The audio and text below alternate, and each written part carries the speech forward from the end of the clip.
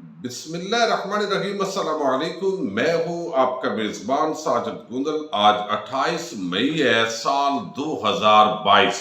الطاف حسین کی واپسی کے حوالے سے معاملات طے پانا شروع ہو چکے ہیں۔ اینکر عمران خان کے دعوے نے ہلچل مچا دی ہے۔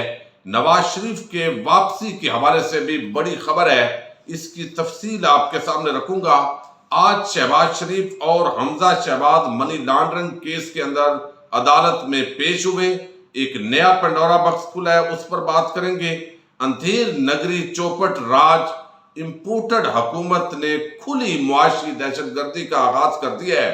تازہ ترین کچھ اپڈیٹس ہیں، ان پر بات کریں گے اور امید کروں گا کہ آپ سماعت کرنے کے بعد ہمیشہ کی طرح اپنے قیمتی فیڈ بیک سے ضرور آگاہ کریں گے۔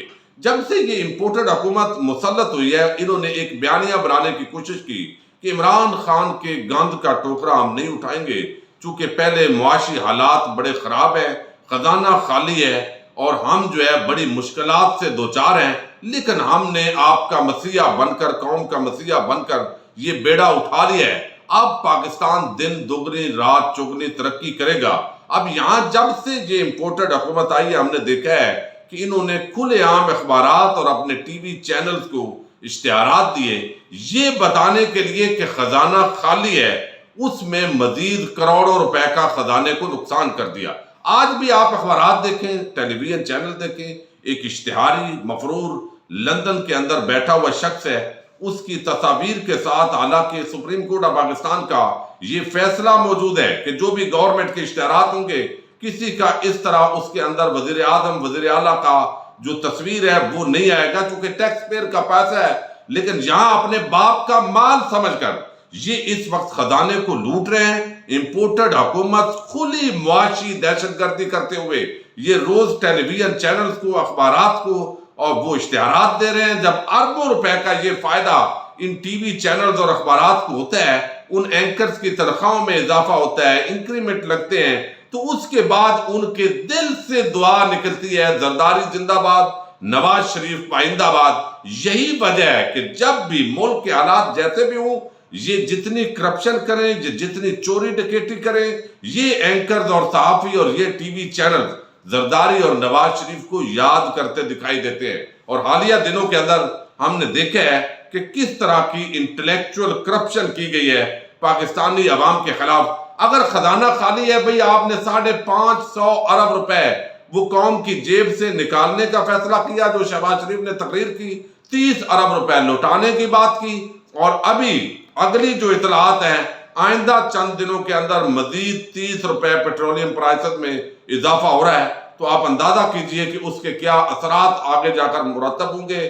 رشیا کے ساتھ یہ بات کر نہیں سکتے، امریکہ کے سامنے لیٹے ہوئے ہیں، آئی ایم ایف کے سامنے لیٹ چکے ہیں۔ پہلے یہ کہتے تھے، عمران خان کو تانے دیتے تھے، اور اب میں سمجھتا ہوں عمران خان کو نہ تو نیا لانگ مارچ کرنے کی ضرورت ہے، انہیں خود آرام سکون کے ساتھ کبھی کبھی ایک جلسہ کرنا چاہیے، پریس کانفرنس کرنی چاہیے، اور جو یہ ڈکیٹیاں کر رہے ہیں اوورسیز پاکستانیوں کے ووٹ کو ختم کر کے ای وی ایم مشین کے حوالے سے، اسی طرح چیئرمین نیب جو ہے اس کی بات ہو یا دیگر، اس پر اپنا انپٹ دینا چاہیے، احتجاج کرنا چاہیے، لیکن ان کو ہٹانے کی ضرورت نہیں ہے۔ یہ اپنے ملبے تلے خود ایسا گریں گے کہ عوام جو ہے وہ ان کو ضرور سبق سکھائیں گے۔ دوسری طرف آپ نے دیکھا کہ منی لانڈرنگ کا جو کیس ہے وہ چل رہا ہے شہباز شریف اور حمزہ شہباز ان کی فیملی کے خلاف۔ پچھلی جو تاریخ پیشی تھی اس پر امجد پرویز ایڈوکیٹ نے یہ درخواست داخل کی کہ جناب، جب تک اشتہاریوں کے معاملات نہیں ہوتے، اور یہ ایف آئی اے کے نئے پروسیکیوٹر نے بھی یہ درخواست دی ہے، اب چونکہ پروسیکیوٹر اور سارے اپنے ہیں، اس لیے سپریم کورٹ آف پاکستان نے جو ایکشن لیا ہے، تو موٹو لیا ہے، اس پر بڑی تکلیف ہو رہی ہے۔ اب انہوں نے کہا جی، پہلے جو 3 اشتہاری ہیں، یعنی سلمان شہباز، ان کی اہلیہ، اور علی جو ان کا داماد ہے یعنی شہباز شریف کا، تو وہ کہتے ہیں کہ ان کے حوالے سے پہلے آپ ایکشن لے لیں، پھر تمام جو ملزمان ہیں ان پر فرد جرم عائد ہونی چاہیے۔ عدالتی سسٹم انتہائی اپاج، کمزور اور نکما ہے، یہ اکثر ہم بات کرتے ہیں، ورنہ اب یہاں آج جو بحث ہوئی ہے آپ دیکھیں گے تو یہ ایک نیا لطیفہ ہوگا کہ وہ ایف آئی اے نے جو رپورٹ پیش کی ہے، وہ جج صاحب نے مسترد کر دی ہے۔ آج یہ خصوصی سینٹرل عدالت کے اندر ایف آئی اے منی لانڈرنگ کیس کی سماعت ہوئی ہے۔ ارشد علی ہیں، سما نیوز کے بڑے اچھے کورٹ رپورٹر ہیں، وہ رپورٹ کر رہے ہیں۔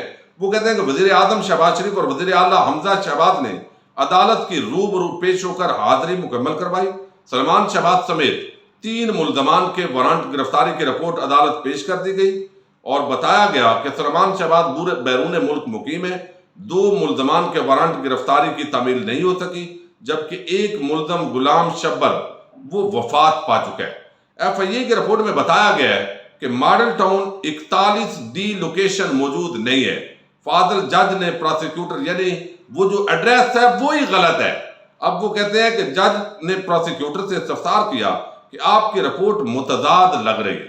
آپ کی ایک رپورٹ کہہ رہی ہے کہ لوکیشن موجود نہیں ہے، لیکن ایک کہہ رہی ہے کہ وہاں کوئی نہیں رہتا۔ ایف آئی اے پروسیکیوٹر نے عدالت کو بتایا کہ Salman Shahbaz Model Town 41D میں نہیں ہے۔ اب کس کو کوئی اندھا ہے اس ملک میں جس کو پتہ نہ ہو کہ بھئی وہ لندن میں رہتا ہے، وہ یہاں سے بھاگ چکا ہے، لیکن نظام ہے عدالتی وہ وہاں بھاگے گا ان کی لوکیشن پر۔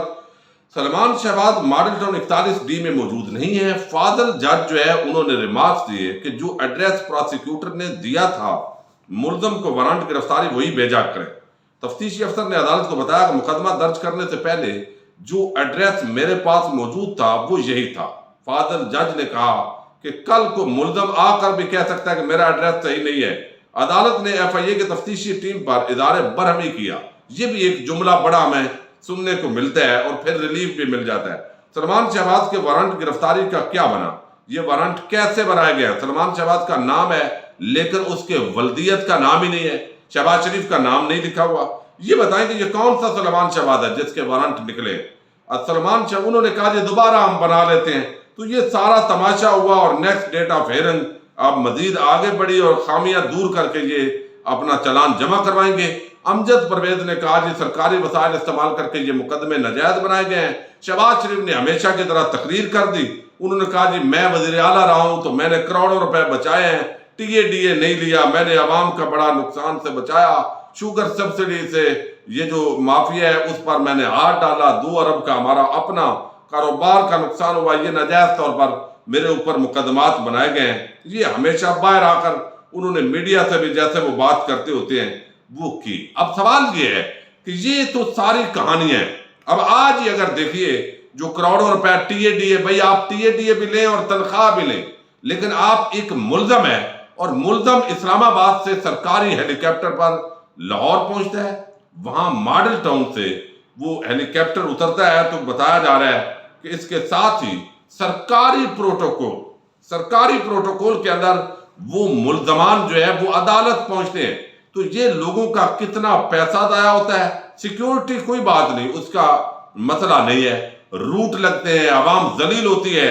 ایسے شان و شوکت کے ساتھ جب ملزمان عدالتوں کے اندر پہنچیں گے، عوام کو وہاں سے نکال دیا جاتا ہے اور ٹیکس پیئر کا پیسہ اس طریقے سے جب ضائع کریں گے تو اس کا امپیکٹ یہی ہوتا ہے جو ہم دیکھ رہے ہیں کہ پھر وہ عدالت اور جج صاحب نے آگے سے کیا کرنا ہے۔ اب ایک بڑی عجیب خبر ہے اور وہ آپ بھی حیران ہوں گے، حیرانگی ہونی تو نہیں چاہیے، لیکن چونکہ اس ملک کے اندر ہمارے جو ادارے ہیں، جیسے ہم خارجہ امور کے اندر کہتے ہیں کہ دوستوں کی جو یعنی مختلف ممالک کی دوستی ہوتی ہے وہ بدلتی رہتی ہے۔ آج کسی ملک کوئی ملک آپ کا دوست ہو سکتا ہے اور کل وہ دشمن ہو سکتا ہے، اور آج کے دوست کل کے دشمن ہو سکتے ہیں۔ یہ ساری چیزیں چلتی رہتی ہیں، لیکن یہاں پر جو ہے وہ بتایا جا رہا ہے کہ جس طریقے سے بظاہر ایسے لگتا تھا کہ ہماری اسٹیبلشمنٹ ادارے یہ چاہتے ہیں کہ پاکستان سے کرپشن کا خاتمہ ہو، اور عمران خان نے بتایا کہ ادارے بالکل یہ نہیں چاہتے۔ مجھے بھی پہلے یہ غلط فہمی تھی، ادارے چاہتے ہیں کرپشن کریں، لوٹ مار کریں، ڈکیتیاں کریں، اس سے ہمیں کوئی فرق نہیں پڑتا۔ اب یہاں جو ہے ایک تو وقار ستی ہیں، یہ جیو نیوز کے رپورٹر ہیں، وہ کہتے ہیں کہ میاں نواز شریف کی وطن واپسی کے حالات سازگار ہونے لگے ہیں، ان کی وطن واپسی کے لیے مشاورت شروع کر دی گئی ہے۔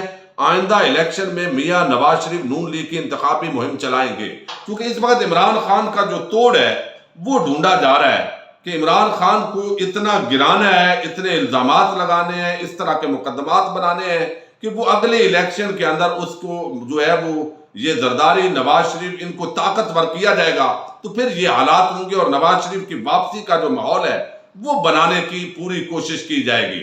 اور یہ باتیں اس وقت چل رہی ہیں کہ نواز شریف کی لندن سے واپسی کا جو منصوبہ ہے، یہ اور ذرائع بھی دعویٰ کر رہے ہیں کہ ان کا واپسی کا جو منصوبہ ہے وہ تشکیل دیا جا رہا ہے کہ کون سا وقت، کون سا جو ٹائم ہے وہ زیادہ مناسب ہوگا. تھوڑا ٹائم وہ جیل کے اندر رہیں گے اور اپنے جیل ہوگی اور وہاں سے وہ ان کو چھڑا لیا جائے گا. دوسری طرف ایک حیرت انگیز انکشاف کیا ہے اینکر عمران ریاض خان نے، اور وہ کہتے ہیں کہ الطاف حسین کی واپسی کا بھی وقت آ گیا ہے اور رابطے بحالی کی طرف گامزن ہیں اور جلد اس حوالے سے بڑی خبر آنے جا رہی ہے. اب اس پر لوگ حیران ہو سکتے ہیں کہ کتنا جس کو غدار وطن کہا گیا، جس کو بہت بڑا یہاں لٹیرا کہا گیا، جس کے کہنے پر پاکستان کی معیشت اربوں نہیں کھربوں روپے کے نقصانات ہوئے، جو بھتہ گروپ چلاتا تھا، جس کے ایک اشارے پر کراچی اور حیدرآباد بند ہو جاتا تھا، جو دہشت کی علامت تھا، اور غدار الطاف حسین.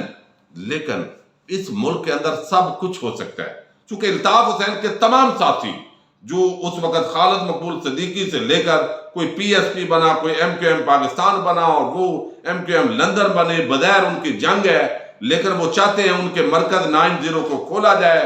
پھر الطاف حسین ان کا بانی جو ہے وہ لیڈر ہے. اب یہاں پر جو ہے وہ ہم نے دیکھا کہ ان کی طرف سے کافی ڈیمانڈ ہے. الطاف حسین اگرچہ خود امید نہیں ہے کہ وہ لندن سے پاکستان آئے، وہ سمجھتا ہے اس کو دھوکہ بھی دیا جا سکتا ہے، لیکن یہ بعید نہیں ہے. یعنی یہاں پر کوئی کل کو غدار آپ کہیں، آپ ڈاکو لٹیرا کہیں، اس پر اربوں روپے کی کرپشن ثابت بھی ہو جائے تو اس کے باوجود وہ وزیر اعظم بھی بن سکتا ہے. تو الطاف حسین جو ہے وہ واپسی اس کی عملاً کراچی کے اندر حیدرآباد میں شروع ہو چکی ہے، چونکہ ایم کیو ایم آج کل مہنگائی کے خلاف اس حکومت کے خلاف گئی تھی. یہ جواز بنایا گیا کہ چونکہ مہنگائی ہے اور یہ کنٹرول نہیں ہو سکا، ہم گئے ہیں. تو وہ اتحادی جنہوں نے پہلے ایسے قوانین پاس کروائے جس کے اندر وہ کہتے تھے کہ یہ حکومت کی ناکامی ہے، اب انہوں نے دوسری طرف بھی ووٹ دیے ہیں. تو الطاف حسین کی واپسی کے حوالے سے اینکر عمران خان کا یہ کہنا یہ یقیناً ایک بہت بڑی الارمنگ سچویشن ہے. لیکن اس ملک کے اندر دہشت گردی اور وہ ساری چیزیں اگر واپس آ جاتی ہیں تو پھر ان دہشت گردوں کا قلع کما کرنے کا فائدہ آخر پاکستان کو کیا ہوتا ہے؟ اس ملک کے اگر کرپٹ چور ڈاکوؤں نے پھر ملک پر مسلط ہونا ہے تو احتساب اور اس طرح کی چیزوں کو قانونی طور پر جواز مہیا کرنے کی ضرورت کیا ہے؟ اور اب ویسے بھی نیب آرڈیننس کے اندر جس طرح کی ترمیمات آ رہی ہیں اور جیسے منظور کیا گیا ہے، اس سے لگتا ہے کہ اب کھلی چھٹی ہے، اندھیر نگری ہے، چوپٹ راج ہے. لیکن ہم اپنی جدوجہد پاکستانی کی حیثیت سے جاری رکھیں گے. پاکستان زندہ باد. السلام علیکم.